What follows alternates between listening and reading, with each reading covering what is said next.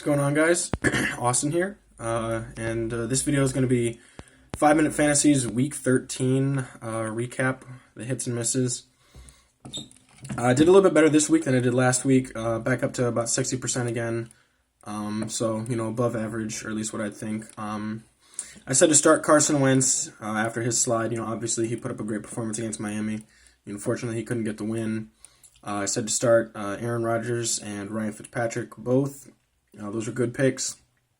I really missed on Nick Foles. I don't know what they're going to be doing down in Tampa Bay. I hope he can really get set up because, I'm a fan of his. And then I said start Sam Darnold. Unfortunately, the Cincinnati game was a bit weird, going down late into the fourth quarter. I think that the Jets had maybe like 12 penalties called on them, and the Bengals had like 0 penalties called on them. So, there was just absolute no momentum that the Jets were allowed to get in that game.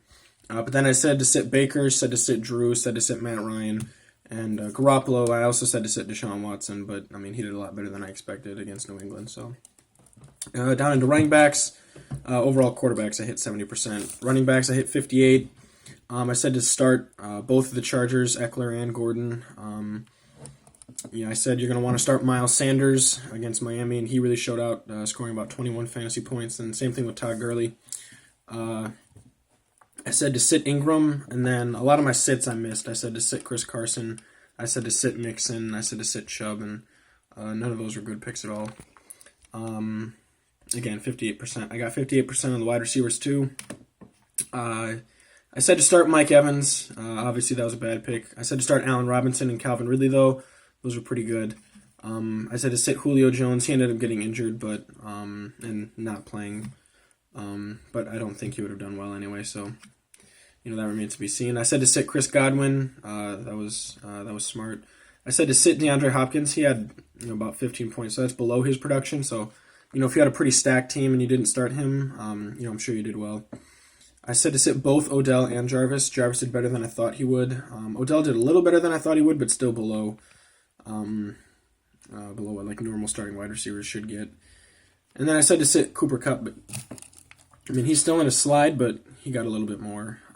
Up to the tight ends. I did terribly. I said to sit Jack Doyle because I didn't get the news that Eric Ebron was injured by the time I made the video. So Jack Doyle actually ended up getting all the tight end targets and all the tight end snaps for receiving.